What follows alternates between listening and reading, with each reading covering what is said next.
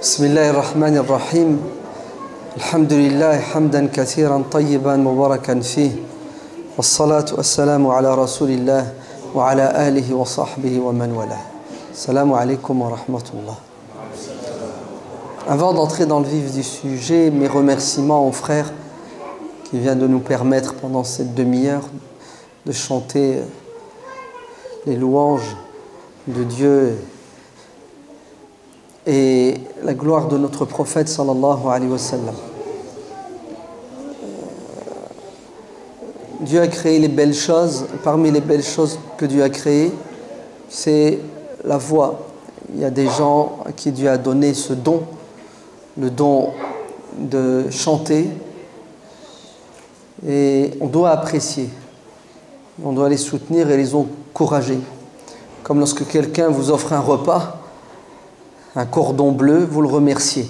Ce frère a fait vibrer nos cœurs, et pour ceux qui ont compris ce qu'il chantait, nos esprits aussi, et bien entendu, l'oreille a eu sa dose. C'est pour ça que je vous encourage à écouter les chants dits religieux, en arabe on dit l'anashid, la musique islamiste ou la musique des intégristes, comme l'appellent certains. Ouais. Donc écoutez, ça fait du bien au cœur, ça fait du bien à l'esprit et à l'oreille. Et puis apprenez à vos enfants dès le plus jeune âge, fredonnez ces chants, ces chansons, ces comptines, c'est ça? Oui, nous avons nos comptines qui sont magnifiques et qui sont belles.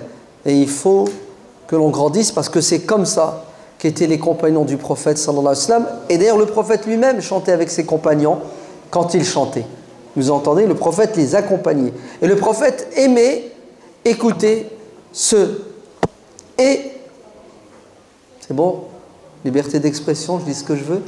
Le prophète aimait écouter ceux qui chantaient et celles qui chantaient. Ouais, parce que c'est humain, c'est naturel. Oui, des jeunes filles ont chanté en présence du prophète et il les a écoutées avec plaisir. Elles ont même joué du tambour. Et le prophète a apprécié. Il a même dit à certains de ses compagnons qui voulaient arrêter cette chorale islamique, non, laissez-les. Laissez-les, oui. Laissez les gens être naturels. Laissez les gens se faire plaisir dans les limites du halal. Je ferme la parenthèse. Musulman est fier de l'être, français est fier de l'être. Oui, soyez fiers d'être musulman parce que tout simplement, vous l'avez choisi. Vous avez choisi d'être musulman et l'être humain doit assumer ses choix, il doit être content de ses choix. Vous les avez choisis en toute bonne conscience, n'est-ce pas? Ces choix-là. Vous avez réfléchi, vous avez estimé, vous avez pensé et vous êtes convaincu que l'islam, c'est pour vous la vérité. Donc, n'ayez pas de complexe à assumer vos choix et toute décision que vous prenez, vous devez l'assumer. J'entre pas dans les détails sur qu'est-ce l'islam, etc. Vous le savez. Dieu dit dans le Coran قُلْ بِفَضْلِ اللَّهِ وَبِرَحْمَتِهِ فَبِذَلِكَ فَلْيَفْرَحُوا هُوَ خَيْرٌ مِمَّا يَجْمَعُونَ. L'islam pour nous c'est fadlullah, la grâce divine. Il nous a comblé de sa grâce en nous guidant sur le chemin de tous les prophètes, de Isa alayhi salam, Jésus, de Moussa, de Moïse, d'Ibrahim, jusqu'à Adam, le père de l'humanité. Nous sommes musulmans et fiers de l'être. Et Dieu dit وَمَنْ أَحْسَنُ قَوْلًا مِمَّنْ دَعَا إِلَى اللَّهِ وَعَمِلَ صَالِحًا وَقَالَ إِنَّنِي مِنَ الْمُسْلِمِينَ. On n'a pas à avoir de complexe et à taire et à cacher nos convictions et notre religion. On doit l'assumer, on doit en être fier. Mieux, le Coran nous dit, c'est pas seulement vous assumez vos choix, vos convictions, mais vous devez les partager avec les autres à travers l'échange, en les invitant au dialogue. Pourquoi ? Pour qu'ils vous découvrent sous votre vrai visage, sans intermédiaire, pour qu'ils apprécient toutes vos idées ou certaines de vos idées, pour que vous puissiez ensuite, ensemble, vous entendre sur le minimum vital pour vivre dans la paix, dans la convivialité, dans l'acceptation de la différence et de la divergence. C'est pour cela on est fier d'être musulman et on exprime notre choix à travers le dialogue, à travers l'échange, pour arriver à la conclusion du vivre ensemble et du partenariat. Oui, main dans la main, comme Dieu le dit dans le Coran, وَتَعَوَنُوا عَلَى الْبِرِّ وَالتَّقْوَى. Entraidez-vous dans la piété, mais entraidez-vous aussi avec les autres à faire le bien qui va toucher tout le monde, puisque le bien est universel. Donc, je suis musulman, vous êtes musulman, nous sommes fiers de l'être, et nous sommes français pour la plupart d'entre nous. Ceux qui ne le sont pas, ce discours ne vous concerne pas, mais vous pouvez rester et vous pouvez écouter. Ceux qui ne le sont pas et qui veulent le devenir, vite, devenez-le. Vous aurez 2 raisons d'être fiers, puisque vous êtes musulman, et vous allez à nouveau être fiers d'être français. Parce que, oui, nous sommes fiers d'être français. Et je ne vois pas pourquoi on ne le serait pas, puisque les autres sont fiers d'être ce qu'ils sont. Le Marocain est fier d'être Marocain, l'Algérien est fier d'être Algérien, le Turc, le Sénégalais. Bref, tout être humain normalement constitué, qui est né dans un milieu qui a grandi, est naturellement attaché. À quoi? À ce milieu dans lequel il a évolué. Il est naturellement attaché à l'histoire du pays dans lequel il a grandi. Il est naturellement attaché aux us, aux coutumes de la société dans laquelle il a grandi. Oui, c'est humain, c'est naturel. Et je ne vois pas pourquoi certains musulmans ont un blocage. Et je pense qu'il est psychologique avant d'être intellectuel. Le blocage est le suivant. C'est quand tu lui dis « tu es français et tu dois être fier d'être français », elle te dit « non, je ne suis pas français.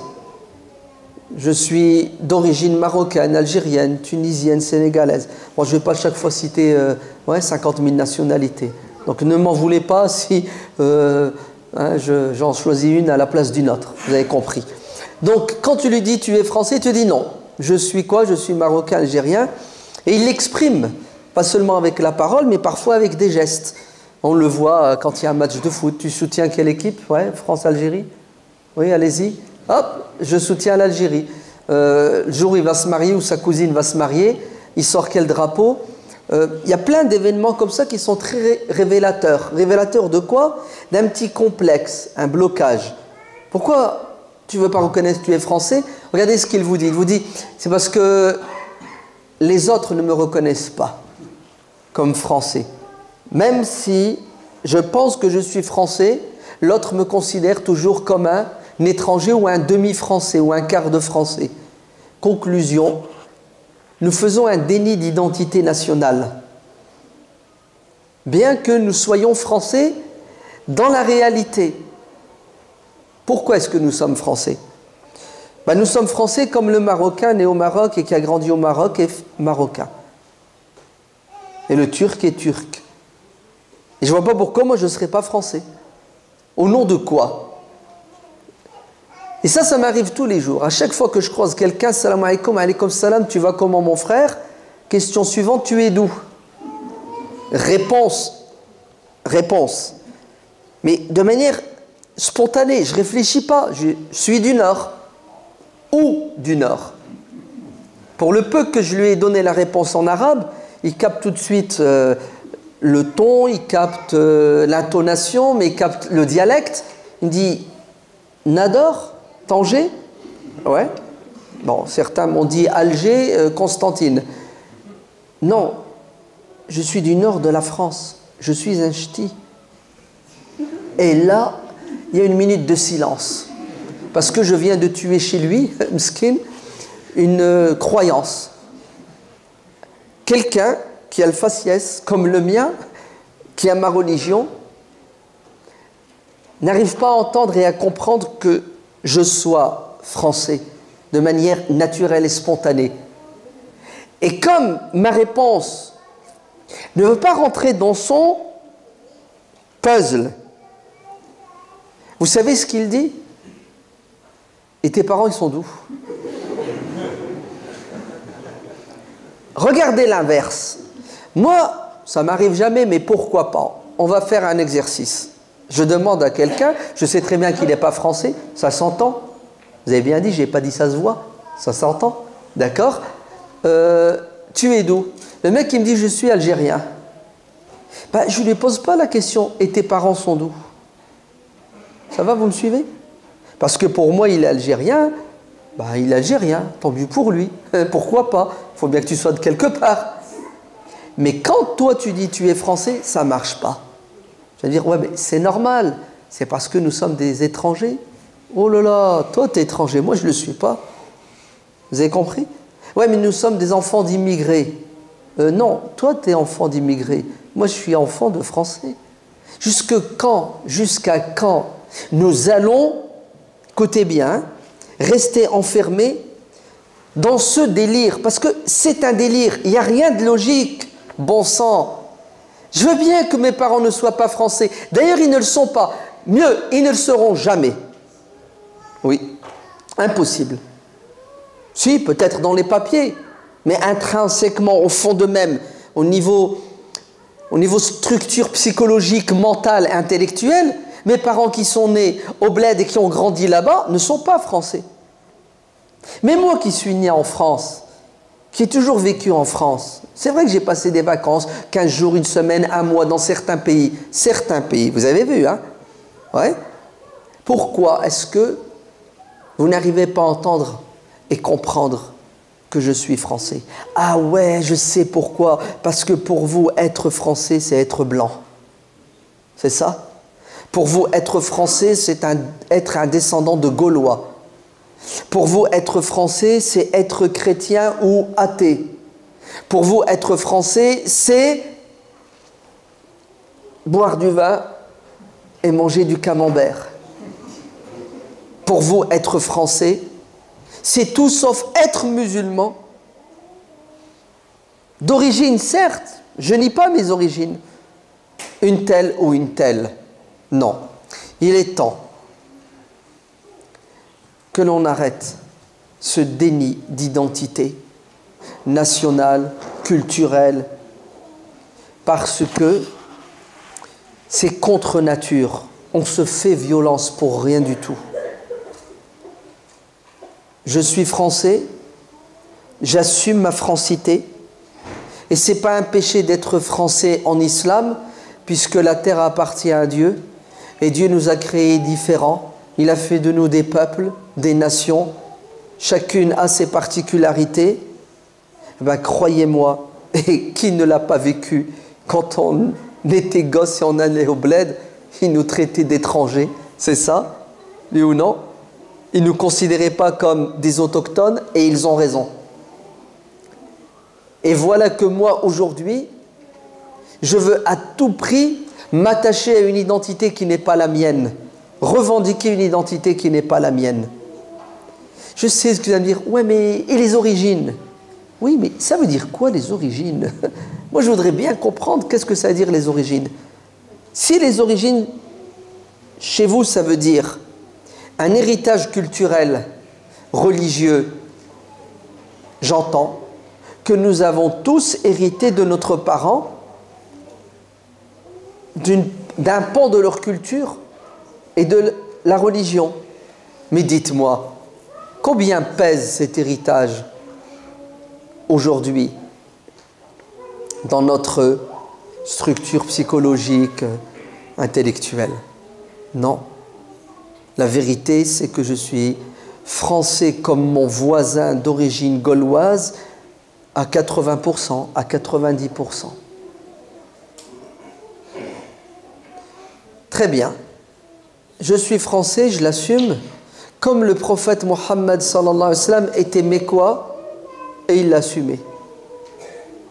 Il est né à la Mecque, il a grandi à la Mecque, c'est sa ville natale, l'Arabie c'est son pays, si on peut parler de pays à l'époque, et le prophète n'a jamais nié le fait qu'il soit un arabe et un arabe de la Mecque, et il n'a jamais nié le fait qu'il aimait le milieu, l'endroit où il a grandi.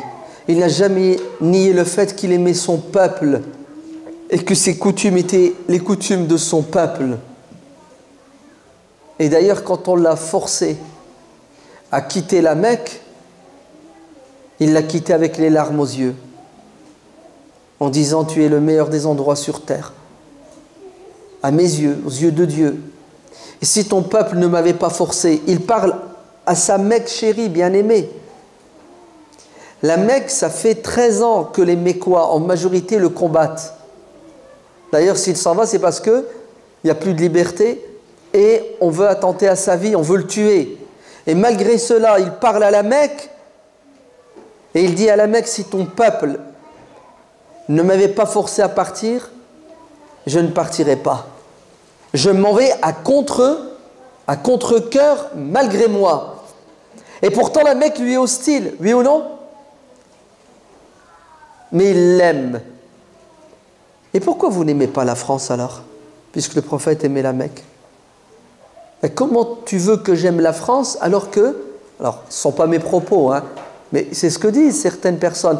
Pourquoi tu nous demandes d'aimer la France alors que la France est islamophobe, la France combat les musulmans, la France combat le voile, interdit ceci, et vous me faites une liste plus ou moins exhaustive de ce qui ne va pas en France, des défauts de la France.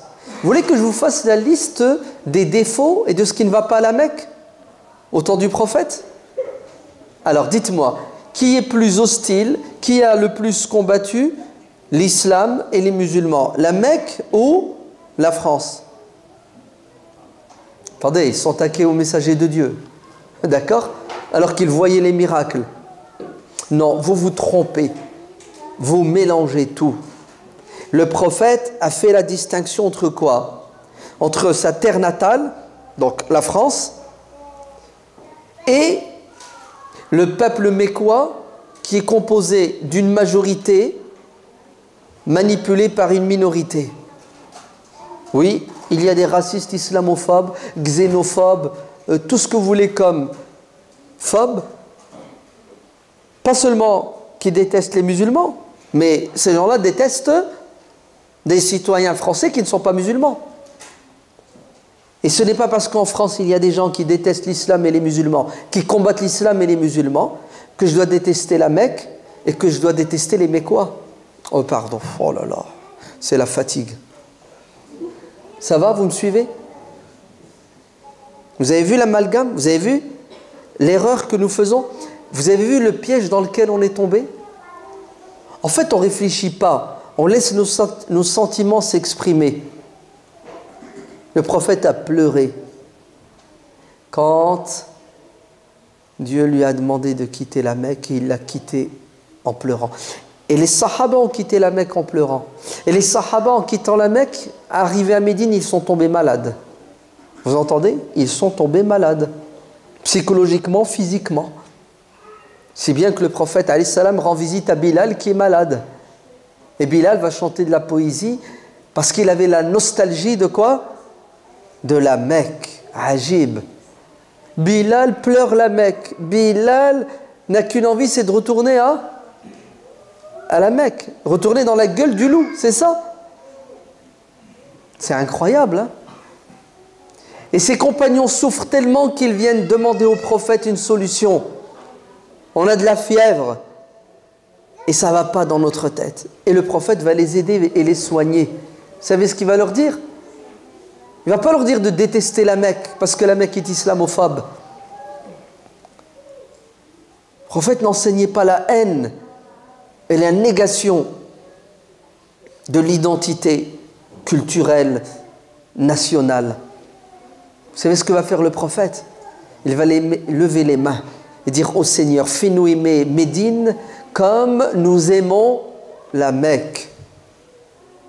Punaise, le prophète il aime les kuffars. Le prophète il aime la Mecque, la kafira, islamophobe. Ô Dieu, fais-nous aimer Médine comme nous aimons la Mecque. Et débarrasse-nous de la fièvre pour qu'on soit en bonne santé physique et psychologique. C'est beau, c'est pas beau? C'est magnifique, hein? Non, vous ne trouvez pas? C'est tellement beau que certains musulmans n'ont pas réussi à quitter la Mecque. Bien que le messager de Dieu se trouve à Médine à 550 km, 450, et il n'arrive pas à quitter la Mecque. Assez fort l'attachement à quoi? Au sol, aux racines. C'est fort, hein? C'est tellement fort que Dieu dans le Coran dit Deux points, ouvrez les guillemets. Walau anna katabna alayhim, en français. Et si Dieu leur avait ordonné, aux gens du livre, aux Banu Israël, écoutez bien, de se donner la mort, ils n'auraient pas obéi à Dieu. Allez, imaginez-vous, Dieu nous parle et nous dit suicidez-vous. Vous le faites ou vous ne le faites pas? Allez, si c'est sûr et certain, ouais, c'est Dieu qui te parle. Bien sûr que tu vas obéir à Dieu, ça ne se discute pas. D'ailleurs, tu n'as pas le choix. Ouais. Regardez ce que Dieu dit. Et si je leur avais demandé de se donner la mort, et ou, écoutez bien, de quitter leur terre, de s'expatrier, de faire ce qu'on appelle en arabe l'hégire, ils ne l'auraient pas fait. Regardez comment Dieu met sur le même pied d'égalité la mort physique, se donner la mort, chose qui est difficile, voire impossible à un être humain de faire, et se déraciner. Vous avez compris? C'est une mort sociale, une mort psychologique, une mort culturelle. La preuve, nos parents ont souffert quand ils sont venus dans les années 60, seuls, à l'âge de 18 ans, 20 ans. Ils ont laissé leur famille, ils ont laissé tous leurs repères. Vous vous rendez compte? Vivre seul, loin de toutes les attaches, la solitude. Wallah qu'ils ont souffert et nos parents ont résisté. On peut dire que ce sont des gens extraordinaires. Oui, écoutez bien. Lorsque l'on veut punir quelqu'un, on l'extirpe, on le retire de son milieu. On le met en prison, on l'isole. Même à l'intérieur de la prison, si tu veux le punir, tu le mets dans le trou, le mitard, pour qu'il soit seul. Naam, écoutez bien. On est français et c'est normal et c'est naturel et c'est Dieu qui l'a voulu. 2, c'est normal et naturel d'être attaché au milieu où on est né, où on a grandi. C'est normal de penser, de réfléchir, de ressentir, d'avoir les mêmes goûts et les mêmes couleurs que les gens avec lesquels tu as vécu, tu as grandi, qui t'ont formé. Cependant, nous avons une particularité, c'est que nous sommes musulmans.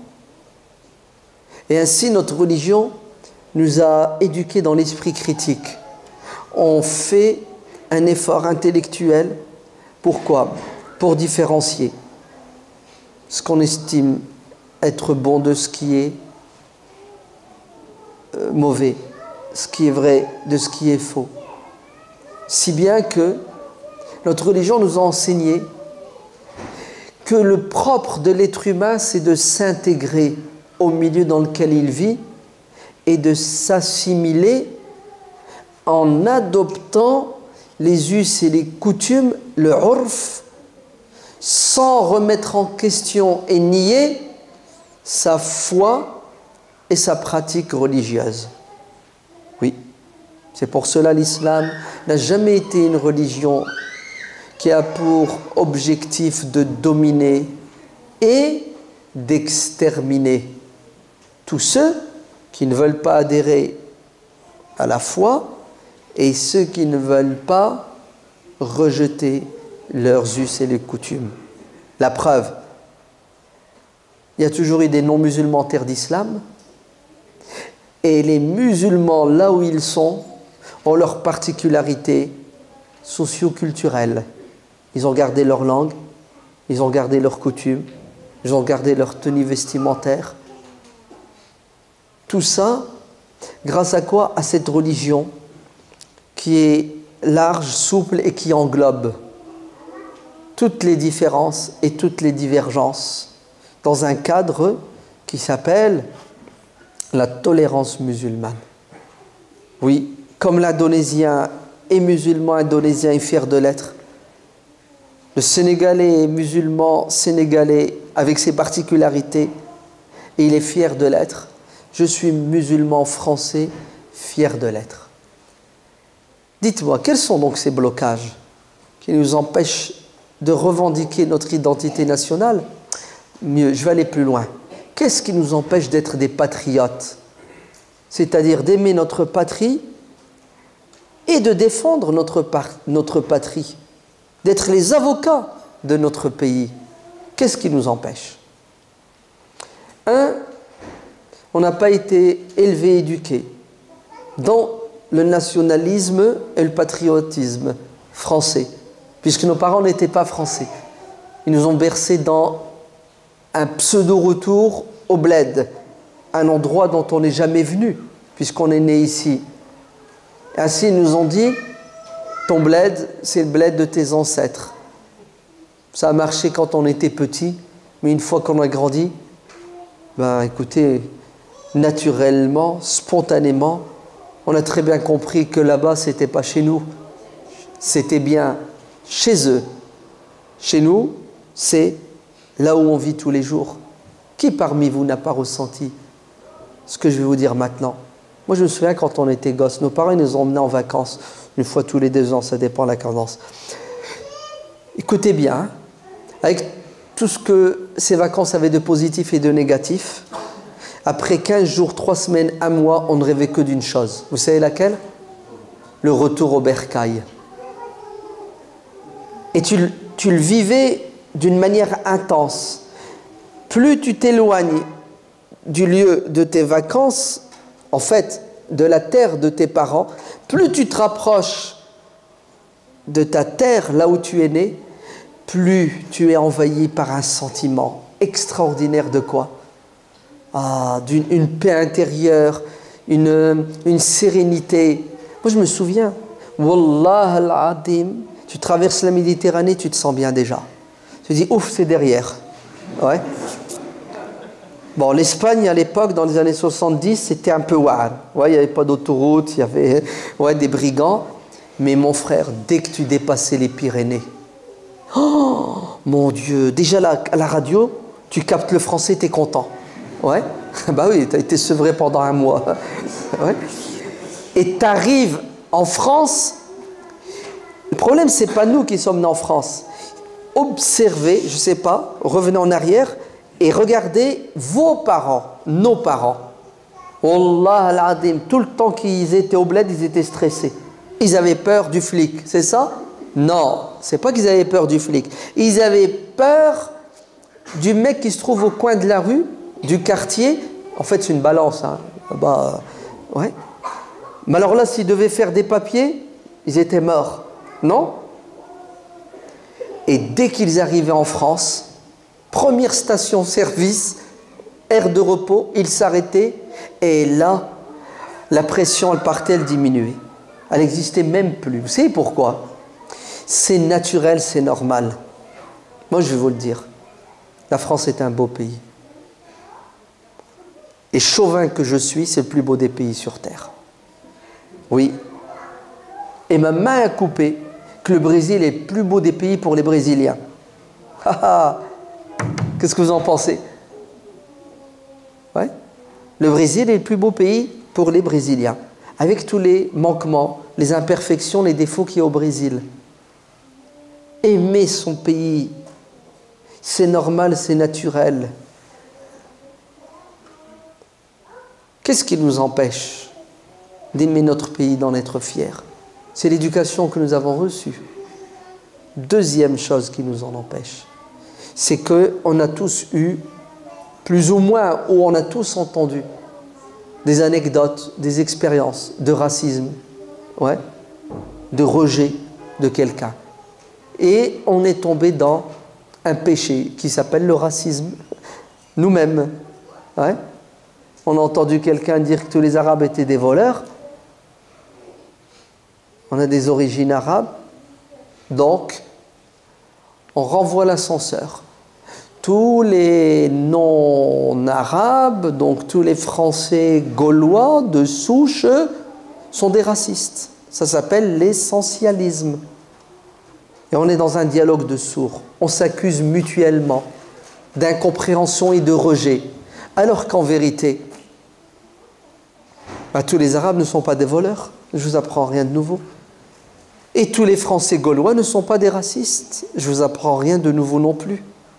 Il y a des imbéciles dans toutes les sociétés, dans toutes les communautés, dans tous les pays. Dieu merci, chez nous en France, ils sont minoritaires. Troisième chose qui nous empêche d'être fiers d'être français. C'est cette impression que nous avons que la France est islamophobe et que tous nos concitoyens, ou la plupart,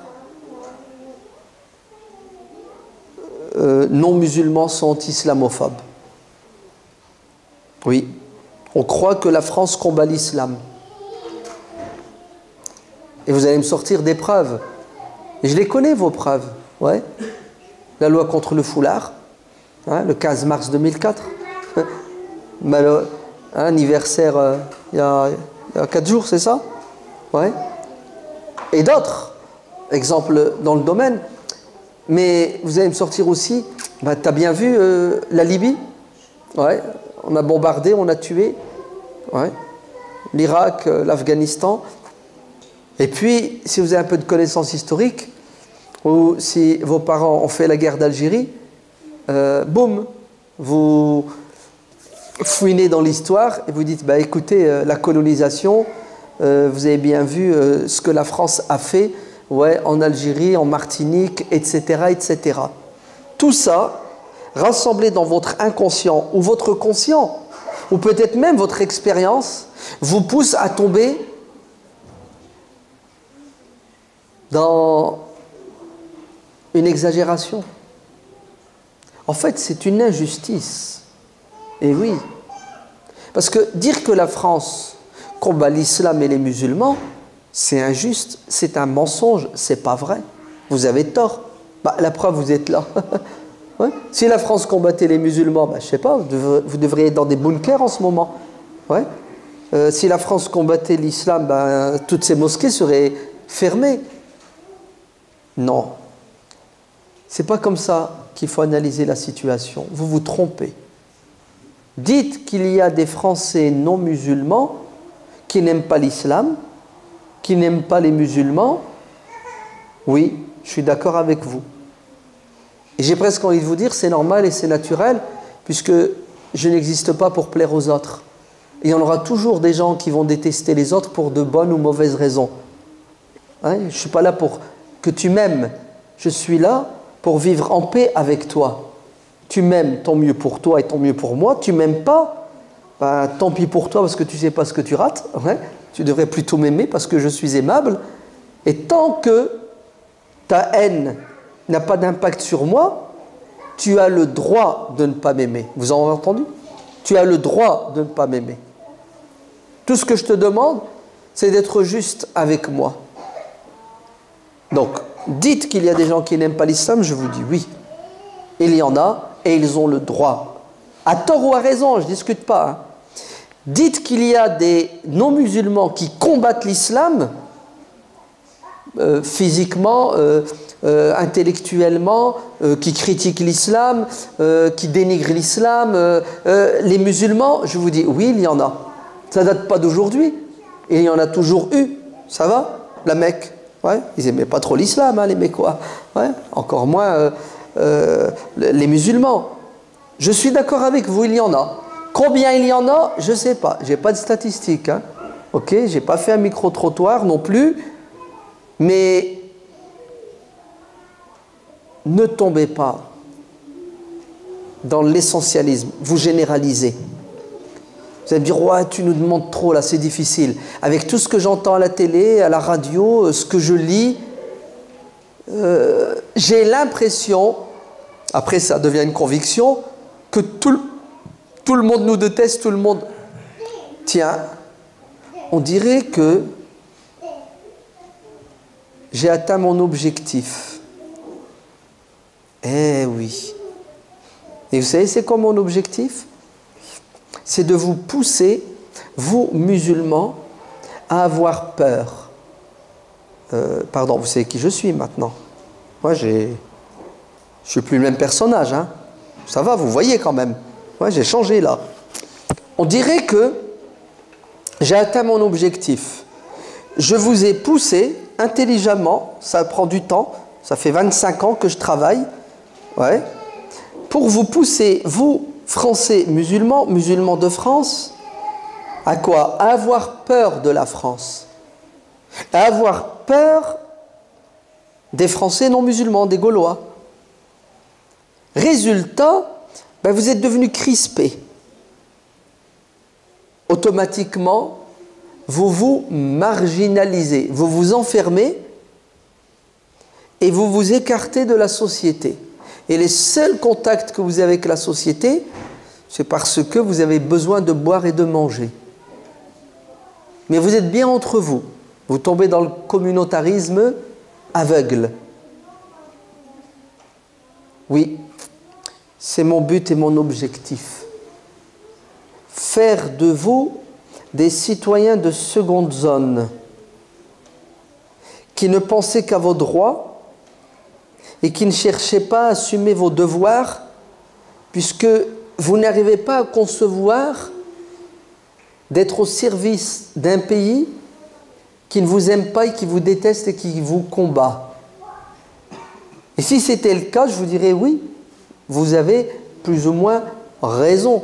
Bien que islamiquement parlant, vous avez tort, puisque le prophète était au service de la Mecque et des Mécois, bien qu'il le combattait et qu'il le détestait. Suivez-moi. J'ai un objectif, j'ai un projet, j'ai une stratégie. Je ne veux pas que vous soyez des Français à part entière. Je veux que vous soyez des Français entièrement à part, à l'écart. Je veux que vous soyez comme vos parents. Vous vivez en France, à la rigueur, la nationalité française, il n'y a pas de problème. Au moins, on est 80 millions, 90. Mais par contre, je veux que votre tête, votre cœur, soit branché ailleurs. Regardez. Mon père, vous savez ce qu'il a fait toute sa vie? Il a bossé pour nourrir sa femme, ses enfants, sa mère, c'est ça, sa tante, sa tribu au bled. Et bien entendu, puisqu'il a décidé de retourner le jour où il est venu, il a construit. Et il ne cesse de construire. Il vit en France physiquement, mais psychologiquement, sentimentalement et au nouveau projet, il est au bled. Vos parents, ils ont cherché à se présenter aux élections municipales pour être conseiller municipal, adjoint, pour être maire, conseiller régional, général, député. Vous savez pourquoi? Ils ne sont pas chez eux. Ils n'y pensent pas. Ça ne leur effleure même pas l'esprit. Vous savez pourquoi? Parce que ce sont des nomades. Des nomades. Dans leur tête, ils sont en voyage. On va rentrer, on va retourner. Donc, ils ne s'investissent pas. Mais ils ont investi ailleurs. Je veux que vous soyez comme vos parents. Je ne veux pas que vous vous investissiez ici, parce que vous allez me faire de l'ombre, parce que vous me dérangez. Je veux que vous soyez un bon petit troupeau de moutons, barbus, pas barbus, voilés ou pas voilés, peu importe. Un petit troupeau de moutons qui a comme projet boire, manger, dormir et s'accoupler. Tout simplement. Et ça marche. Et je sais comment faire pour vous mettre dans cette situation. Je vais vous faire 12 heures d'émission par jour, anti-islam. Et voilà. Avec tout ça, notre jeunesse musulmane n'est pas fière d'être française. Voire même, écoutez bien, elle dégage de la haine. Et dans le meilleur des cas, elle doute. Oh, je crois qu'on n'a pas d'avenir en France. Je crois que je vais commencer à penser à acheter un petit appartement au bled. Au cas où ça brûle, j'ai assuré mes arrières. Vous vous trompez. Vous n'avez rien compris à l'arnaque. Vous êtes français et musulmans et soyez fiers d'être les deux. L'islam est une religion magnifique, belle. Et la France est un beau pays qui a besoin de vous pour l'améliorer. Et non pas un beau pays qui a besoin de spectateurs, consommateurs, manipulés. debout. Chers concitoyens français musulmans, pour l'avenir de la France, en étant de bons musulmans et de bons citoyens. Et un bon citoyen ne peut être qu'un bon musulman, et un bon musulman ne peut être qu'un bon citoyen. Je parle de vous en tant que musulmans. Plus vous serez de bons citoyens français, plus vous serez musulmans. Plus vous serez musulmans, plus vous serez de bons citoyens français, en général. Parce que l'islam nous invite à quoi? À nous épanouir là où nous sommes et à rayonner là où nous vivons. Il y a des choses qui ne vont pas en France. La solution, n'est pas de jeter l'eau du bain avec le bébé. La solution, c'est d'apporter notre contribution pour arrêter l'hémorragie, la perte des droits dans notre pays et apporter de vraies solutions. Et les vraies solutions dépendent de votre maturité intellectuelle, spirituelle. Si vous ne développez pas, vous n'augmentez pas votre savoir, votre connaissance, vous allez être manipulé. Et la manipulation est de règle aujourd'hui. Je vais m'arrêter ici, bien qu'il y ait encore pas mal de choses à dire sur cette thématique, mais le temps presse. Je vous laisse la parole si vous avez des remarques et des critiques. On est là, vous savez, pour dialoguer et avancer. Peut-être que je me trompe, peut-être que j'ai dit n'importe quoi. À vous de me le prouver, je changerai d'avis.